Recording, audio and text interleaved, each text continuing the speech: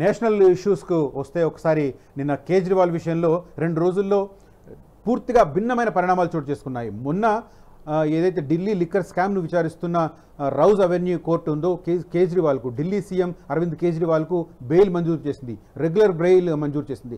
దానికి సంబంధించి అంటే బెయిల్ మంజూరు చేస్తూ కొన్ని కండిషన్స్ పెట్టిన నేపథ్యంలో ఆ కండిషన్స్ ఫుల్ఫిల్ చేయడానికి ఒకవైపు ఆయనకు సంబంధించిన వర్గాలు, అడ్వకేట్ వర్గాలు సమాయత్తమవుతున్న సమయంలో ఈ అంశాన్ని ఈడీ మళ్ళీ ఢిల్లీ హైకోర్టు ముందుకు తీసుకుపోవడం, ఢిల్లీ హైకోర్టు వెంటనే జోక్యం చేసుకుని కేజ్రీవాల్కు ఏదైతే ఊరట లభించిందో రౌజ్ అవెన్యూ కోర్టులో దాన్ని పూర్తిగా రద్దు చేసిన పరిస్థితి, బెయిల్ను రద్దు చేసిన పరిస్థితి. ఓ రకంగా ఆయన ఆనందించిన ముచ్చట జస్ట్ 24 గంటల్లో పరిసమాప్తం అయిపోయింది. ఇది చూడొచ్చు ఒకసారి. కేజ్రీవాల్కు నో బెయిల్, ట్రయల్ కోర్టు ఉత్తర్వులపై ఢిల్లీ హైకోర్టు స్టే, తీర్పు రిజర్వ్ చేసిన ధర్మాసనం, ట్రయల్ కోర్టు ఇచ్చిన బెయిల్ను వ్యతిరేకిస్తూ హైకోర్టులో పిటిషన్ అన్న వివరాలు కనిపిస్తున్నాయి. సేమ్ టైం అదే కేసులో తిహార్ జైల్లో ఉన్న కల్వకుంట్ల కవిత కస్టడీని జూలై 5వ తేదీ వరకు పొడిగించారు. దానికి సంబంధించిన వార్త కూడా మనం చూడవచ్చు.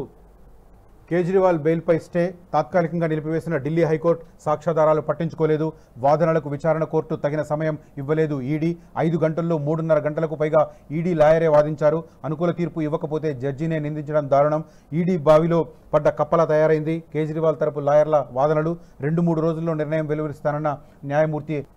సో ఓవరాల్గా కేజ్రీవాల్ విషయంలో రౌజ్ అవెన్యూ కోర్టు తీర్పునివ్వడం, బెయిల్ మంజూరు చేయడం, ఆ తర్వాత జరిగిన పరిణామాల్లో కేవలం 24 గంటల వ్యవధిలో కేజ్రీవాల్కు సంబంధించిన బెయిల్ను ఢిల్లీ హైకోర్టు రద్దు చేసి ఆ తీర్పు, దానికి సంబంధించిన వాదనల విషయంలో తీర్పును 2-3 రోజుల్లో వెల్లడించే రకంగా దాన్ని రిజర్వ్ చేసిన పరిస్థితి. ఇప్పుడు కేజ్రీవాల్కు బెయిల్ వస్తుందా రాదా అన్న విషయం కొంత ఆసక్తికరంగా మారిన పరిస్థితి. సేమ్ టైం అదే కేసులో తిహార్ జైల్లో ఉన్న కల్వకుంట్ల కవితకు సంబంధించి జ్యుడిషియల్ రిమాండ్ను జూలై 5వ తేదీ వరకు పొడిగించారు. నిన్న కొద్దిగా బీఆర్ఎస్ కార్యకర్తలు, బీఆర్ఎస్ శ్రేణుల్లో కొంతగా ఆసక్తి కనిపించింది. కేజ్రీవాల్కు బెయిల్ వచ్చింది కాబట్టి ఇక నెక్స్ట్ కవితకు కూడా బెయిల్ వస్తుందని చెప్పి అందరూ ఆనందం వ్యక్తం చేశారు. కానీ అంతలో వారి ఆనందం నీరుగారు పోయిన పరిస్థితి. ఇప్పుడు ఢిల్లీ హైకోర్టు కేజ్రీవాల్ బెయిల్ విషయంలో ఎలాంటి తీర్పు వెలువరిస్తుంది అన్నది ఆసక్తిగా మారింది. ఒకవేళ ఆ తీర్పు ఆధారంగానే కవిత భవిష్యత్తు కూడా తేలే సంకేతాలు కనిపిస్తున్నాయి. ఓవరాల్గా ఇవాల్టి దినపత్రికల్లో మనకు కనిపిస్తున్న అంశాలు, రైతు రుణమాఫీకి సంబంధించిన క్లారిటీ వచ్చింది.